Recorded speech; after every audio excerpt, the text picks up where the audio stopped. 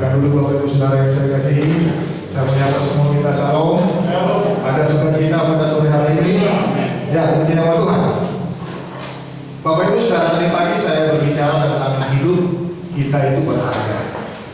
Pada sore hari ini saya masih akan menyampaikan dari perikop yang sama, namun judul berbeda karena saya melihat dari perspektif yang berbeda, yaitu hidup berdampak. Sama-sama kita membuka Matius pasal yang ke-12. Kita langsung ke ayat yang ke-20. Matius pasal 12 ayat yang ke-20. Yang dapat boleh bilang amin. Ya, lagi saya menunggu Bapak Ibu Saudara, sebab Alkitab bilang iman bertumbuh dari pendengaran firman Kristus, maka kita harus membaca firman Tuhan dengan suara supaya kita dengar. Di situ ada urapan Roh Kudus, kedua kita akan diberkati. Firman itu jadi rema. Yang dapat boleh bilang amin. Ya, sama-sama. 3, 2, 1. Bulu yang patah terkulai tidak akan diputuskannya, dan sumbu yang pudar nyalanya tidak akan dipadamkannya sampai ia menjadikan hukum itu benar. Bapak Ibu Saudara, saya memberi satu judul untuk kita renungkan, yaitu hidup berdampak. Kalau berbicara hidup berdampak ini sudah sangat klise dalam telinga kita, sebab segala macam khotbah ataupun ajaran berbicara tentang dampak, hidup berdampak, impact dan seterusnya sudah sangat sering kita dengar. Tetapi yang menjadi pertanyaan saya bahwa apakah hidup yang berdampak itu kita sudah implementasikan, kita sudah praktekkan dalam kehidupan kita, dan orang melihat kehidupan kita ada satu suratan Kristus yang terbuka yang bisa dibaca dan orang yang diberkati. Karena seringkali bahwa kehidupan kita tanpa kita sadar, antara kata-kata kita, bahasa di media sosial kita, itu bisa melukai orang lain, itu bisa menyinggung orang lain, bahkan hal itu menjadi batu Tuhan. Dan saya katakan ini sangat penting sebab buah yang akan diminta oleh Tuhan. Karena kalau kita membaca tentang pokok anggur yang benar, Kristus adalah pokok anggur, kita ini caranya. Setiap ranting yang tidak menghasilkan buah itu akan dipotong, akan dibakar. Nah, sehingga dia katakan bahwa ayat selanjutnya, aku telah memilih kamu, aku telah menetapkan kamu supaya kamu pergi menghasilkan buah dan buah itu tetap. Berarti buah sangat penting, dampak sangat penting. Nah, ini yang perlu saya katakan. Tadi pagi saya berbicara tentang seorang tokoh dunia yang namanya Mahatma Gandhi. Dia sangat kagum dengan kekristenan, dia sangat kagum dengan pribadi Kristus. Tetapi ketika dia masuk ke gereja, dia melihat masih ada pembagian kasta, derajat, status sosial. Dia kecewa dan pulang, dan sampai dia meninggal tidak menjadi Kristen. Tadi pagi saya katakan bahwa dia menulis surat kepada seorang tokoh agama di Amerika tahun 1976, 100 tahun lalu, bahwa dia tertarik dengan Kristus. Dia akui bahwa Kristus adalah salah satu guru yang terhebat terbesar di dunia ini. Dan tadi saya katakan bahwa surat yang dia tuliskan itu dilelang tahun 2018 bulan Maret itu laku 50.000 US dollar, setara dengan 700 juta rupiah. Hanya sebuah surat. Kenapa? Karena tokoh yang luar biasa. Tetapi dia tidak melihat dampak yang dihasilkan oleh orang Kristen. Seorang tokoh ateis dunia juga, namanya Friedrich Nietzsche, saya pernah sampaikan. Dulunya dia seorang mahasiswa teologi, muskola pendeta. Bapaknya juga seorang pendeta Lutheran di Jerman. Tetapi karena kehidupan kekristenan di sana yang dia lihat hari-hari, orang masuk gereja, keluar gereja, tetapi di luar sana segala sesuatu yang dikerjakan tidak sesuai dengan apa yang diajarkan oleh Alkitab. Karena persinahan, kemudian juga percabulan, mabuk, judi, minum keras, bahkan juga segala sesuatu yang sifatnya kedagingan, itu hal yang biasa. Sehingga dia tidak menjadi Kristen dan dia menjadi tokoh ateis. Dia pernah menuliskan, kalau saya bisa melihat orang Kristen hidup seperti apa yang dikatakan oleh Alkitab, saya akan menjadi Kristen. Tetapi sebaliknya, karena dia tidak melihat hal itu, tidak ada kehidupan yang berdampak dalam kehidupan orang Kristen, maka dia menjadi tokoh ateis yang tidak percaya Tuhan.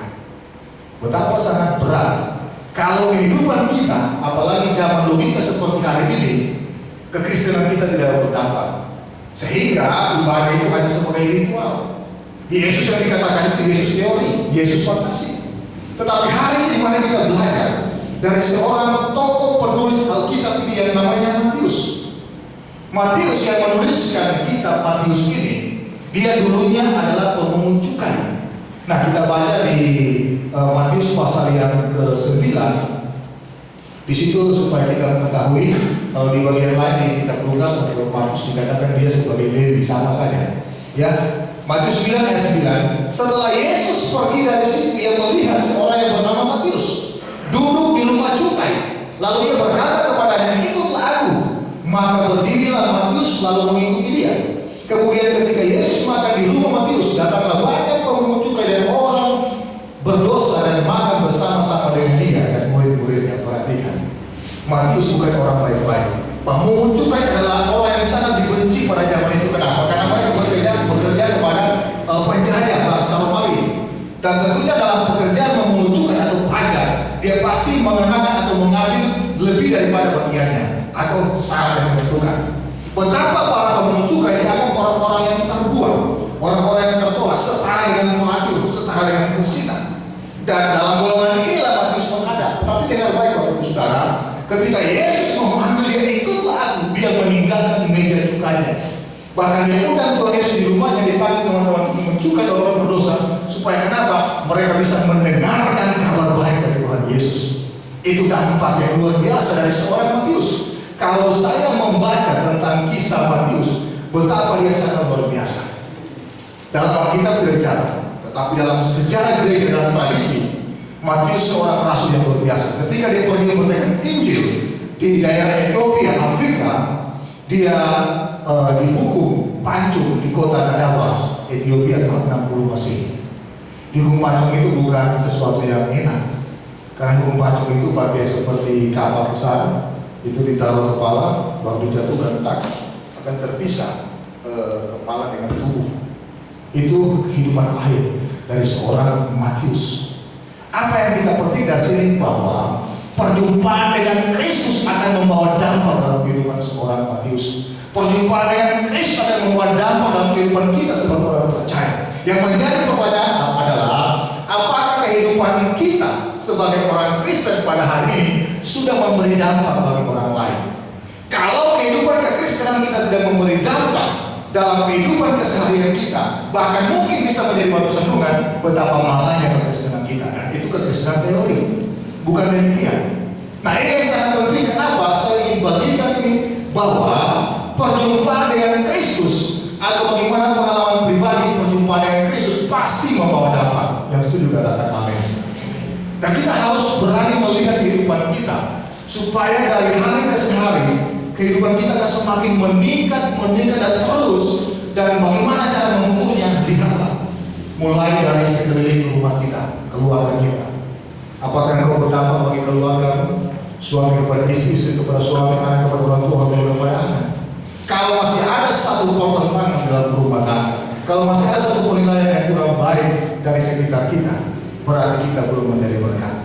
Saya sendiri juga masih belajar hal ini. Tetapi di dalam perenungan hal ini harus kita meningkat dan harus memberi buah. Sebab yang dikehendaki oleh Kristus adalah buah, dan buah itu tetap. Nah, kita akan belajar ada dua hal di sini. Berbicara tentang hidup yang berdampak itu seperti apa? Kita melihat di ayat ke-18, ketika Matius mengutip Yesaya pasal 42, dia mulai dengan kata, lihatlah itu hambaku yang kupilih, yang kukasihi, yang kepadanya jiwaku berkenan. Aku akan menaruh rohku ke atasnya, dan dia akan menurunkan hukum kepada bangsa-bangsa. Perhatikan, Matius mengutip Yesaya 42 mulai dengan lihatlah. Kata lihatlah di sini kata yang sangat penting kedudukannya di dalam kalimat. Sebab kata-kata itu akan membawa para pendengar untuk langsung konsentrasi dengan pokok pikiran yang disampaikan oleh penulis. Dan perhatikan, Matius dia menulis surat atau dia menulis Injil ini untuk orang-orang Yahudi Kristen. Sehingga kitab Matius yang paling banyak mengutip perjanjian lama. Yang banyak mengutip perjanjian lama, kenapa? Karena orang-orang Yahudi pada waktu itu memakai Alkitab perjanjian lama sebagai acuan. Dan perhatikan bahwa tidak semua orang Yahudi itu menerima Kristus pada waktu itu. Bahkan mereka menolak Kristus. Tetapi Matius sangat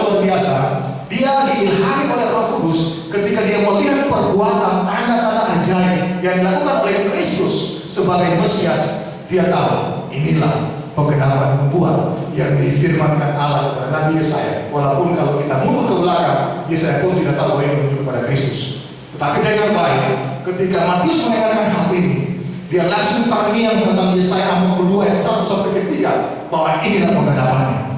Poinnya apa yang saya sampaikan di sini, bahwa yang pertama, hidup berdampak adalah hidup yang membawa perubahan. Katakan sama-sama saya, hidup yang membawa perubahan. Kalau kita menjadi orang Kristen, kemudian kita ingin berdampak dan dampak itu diperlukan oleh dunia di sekitar kita, bahkan dimanapun kita berada dengan baik, hidup yang berdampak adalah hidup yang mengalami atau menunjukkan perubahan. Amin. Bapak Ibu Saudara, kembali kepada Matius tadi. Matius dia pemungut cukai. Ternyata dia banyak memahami tentang perjanjian lama. Ketika dia melihat karya yang luar biasa dari Kristus tentang tanda kelahiran, inilah penggenapannya. Sehingga dia berkata, hambaku yang kupilih, yang kukasih, yang kepadanya jiwa berkenan, aku menaruh rohku ke atasnya. Bahwa inilah penggenapan, bahwa apa yang dikatakan oleh Bapa di sorga, Elohim perjanjian lama, itu menuju kepada pribadi Kristus dan Mesias. Betapa luar biasa hal ini, sebab ketika berbicara hamba itu menunjuk kepada Yesus. Sebab banyak orang pada waktu itu, termasuk orang Farisi, mereka menolak Kristus. Mereka tidak mau terima Kristus. Tetapi perhatikan, Matius dia terbuka hati dan dia mau berubah. Karena kalau dia tertuju kepada pekerjaan, tidak mungkin dia mau ikut Yesus. Orang yang miskin, yang mengatakan bahwa serigala mempunyai liang, burung mempunyai sarang, tetapi anak manusia tidak punya tempat untuk meletakkan kepalanya. Matius rela ikut Kristus. Padahal gajinya sebagai pemungut cukai, kepala atau pajak pasti tinggi. Tetapi kenapa? Karena dia melihat sesuatu yang lain dari pribadi Kristus. Bahwa Matius dia sangat concern dengan sesuatu yang eskatologis masa depan. Kalau kita membaca Matius pasal 24, Matius mencatat secara rinci tentang perkataan Kristus tentang akhir zaman.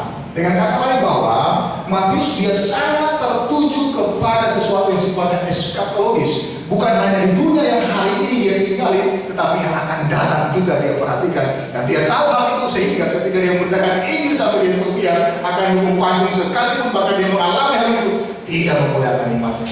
Betapa luar biasa perubahan dari seorang Matius. Pertanyaannya, bagaimana dengan kita orang Kristen hari ini? Apakah kita mau berubah? Amin. Hidup yang berdampak, hidup yang membawa perubahan. Perubahan akan disebut perubahan kalau terjadi perubahan. Mari kita melihat, sudahkah kita mengalami perubahan hidup ini? Anak-anak muda, apakah engkau masih suka membantah orang tuamu? Apakah engkau masih suka menganggap engkau lebih hebat dari orang tuamu? Menganggap kecil mereka, atau tidak memperhatikan mereka, atau menganggap enteng mereka, atau seringkali menyakiti hati mereka? Berubahlah. Cara berubah apa? Introspeksi diri. Kalau kau salah, minta maaf. Kenapa? Karena tidak jarang bahwa anak-anak muda Kristen mereka sangat gampang dengan sikap perilaku kata-kata mereka membuat orang tua sedih bahkan meneteskan air mata.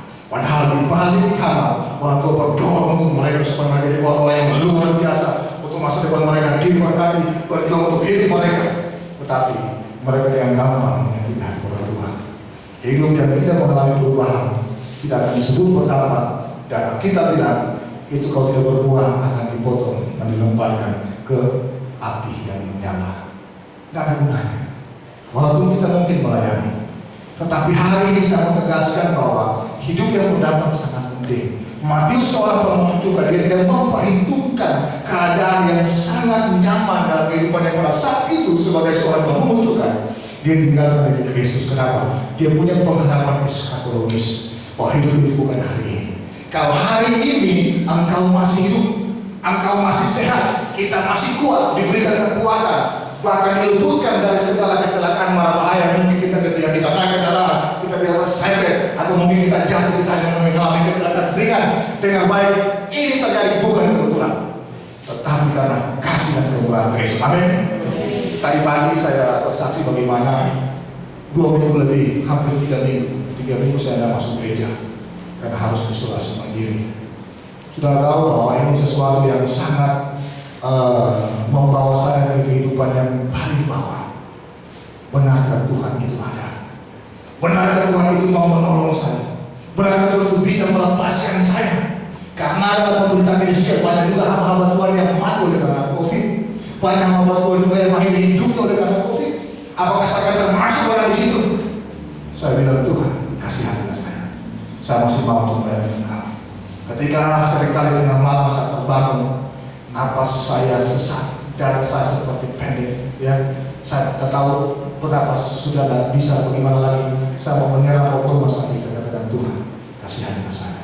Kalau saya masih hidup dan punya kesempatan, itu untuk melayani Tuhan. Dan hari ini kalau saya sembuh, saya buat saya sehat. Itu karena belas kasihan Tuhan. Amin. Sehingga apa yang Tuhan berikan untuk saya, tentunya untuk hormat kemuliaan Tuhan dimanapun saya berada. Dan ini saya bagikan kepada kita semua supaya kita menghargai bahwa hidup ini sangat penting supaya kita berdampak bagi orang lain.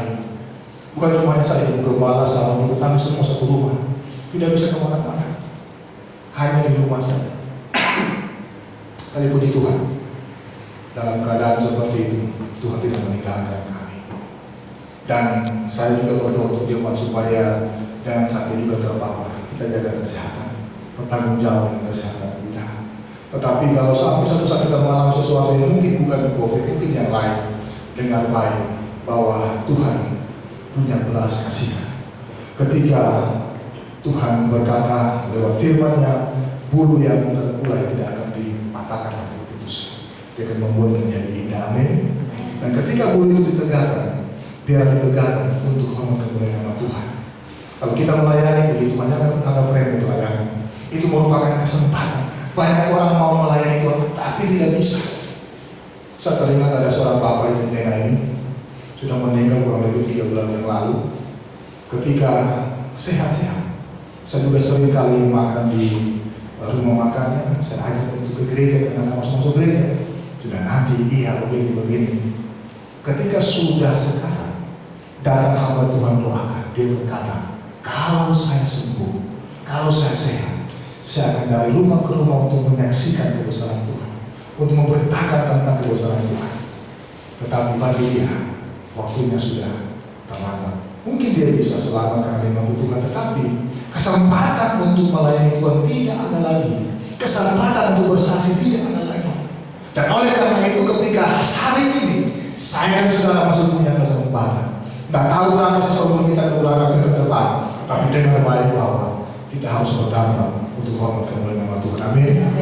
Minimal jaga perkataanmu di media sosial, mendingan jaga perkataanmu dalam pergaulanmu dengan orang tua, dengan siapapun juga. Kita harus menjadi berkat sehingga dunia menderita ada Kristus yang hidup dalam kehidupan kita. Amin. Nah itu poin yang pertama. Poin yang kedua, ya langsung ke 20 yang sempat saya singgung tadi, dikatakan bulu yang patah terkulai tidak akan diputuskan, dan sumbu yang mudah nyalanya tidak akan dipadamkannya sampai yang menjadikan hukum itu menang. Poin yang kedua, bagaimana hidup yang berdampak. Patah ditegakkan untuk menjadi berkat. Sama-sama 3, 2, 1. Patah ditegakkan untuk menjadi berkat. Tadi pagi saya jelaskan bahwa bulu itu sejenis bambu. Dia hidup berumpun di tepi sungai. Tetapi kalau bambu di sini agak besar. Di Israel sana itu dia kecil. Sama dengan gini bulu tui. Kalau pernah tahu bulu tui, dia agak kecil cuma seperti jempol. Dia berluas. Dan itu banyak digunakan, bisa pakai seruling, bisa pakai untuk pipa air, ya, untuk pakai sedotan dan seterusnya, atau pakai pengukur. Dan kalau dia tertiup angin bisa patah, dia tidak bisa digunakan lagi, tidak ada guna.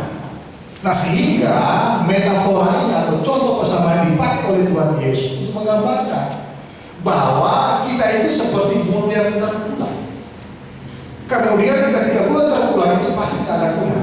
Tetapi di dalam Kristus bulu yang terkulai itu ditegakkan kembali, tidak akan diputuskan. Ketika Matius menyadari hal ini, dia sangat terberkati. Sebab dia tahu dia adalah orang yang termarginalkan, artinya orang yang tertolak karena dia menunjukkan, disetarakan dengan para pelacur, orang-orang yang terkuat. Dan dia menyadari bahwa ketika perjumpaan dengan Kristus, ketika Kristus katakan ikutlah aku, berarti bahwa dia sangat Dan ketika dia merasa sangat berharga, maka dia ingin berdampak membuat sesuatu yang untuk hormat kemuliaan nama Tuhan. Sehingga ketika dia mengutip Yesaya pasal 42 ini, dia menyadari bahwa patah ditegakkan untuk menjadi berkat. Nah, saya tidak tahu kehidupan kita masa lalu tentunya punya hal-hal yang kurang baik, terutama orang-orang yang sudah tua, orang-orang yang sudah berumur. Pasti kita pernah melakukan hal-hal yang menyakitkan hati Tuhan. Bahkan mungkin jauh dari kehidupan yang benar, bahkan mungkin jauh daripada kekudusan.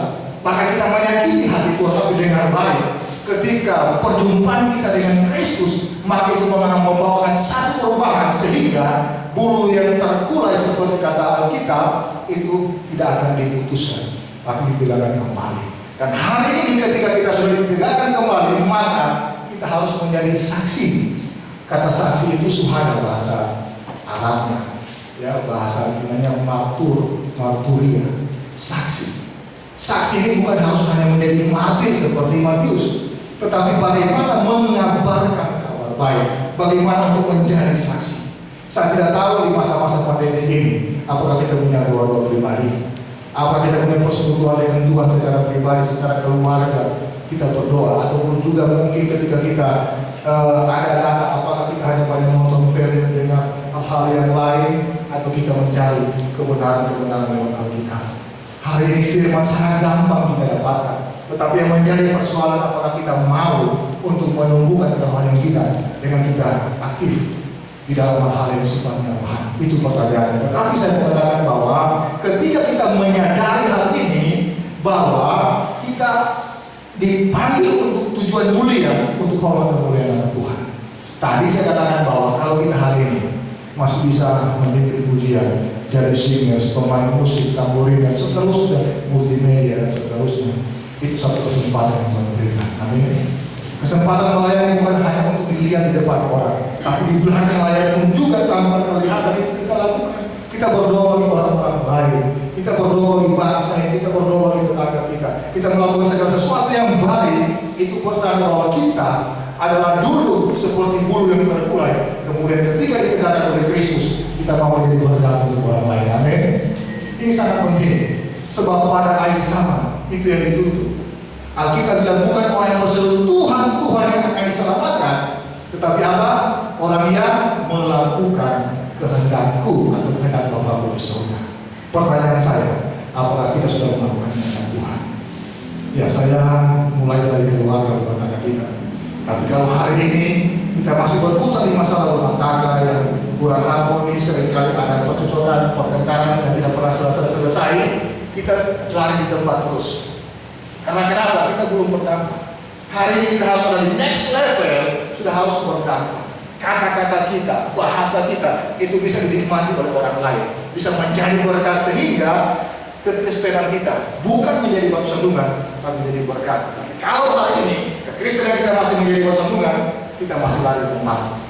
Saudara, kalau lari tempat pasti tidak bisa kita maju. Tapi saya percaya bahwa kita di tempat ini mau untuk menjadi orang yang berlari maju ke depan. Amin. Nah, sehingga kehidupan kita dinikmati oleh orang lain, hidup kita berdampak untuk hormat kemuliaan nama Tuhan. Amin. Untuk firman Tuhan, kita akan siapkan hati kita.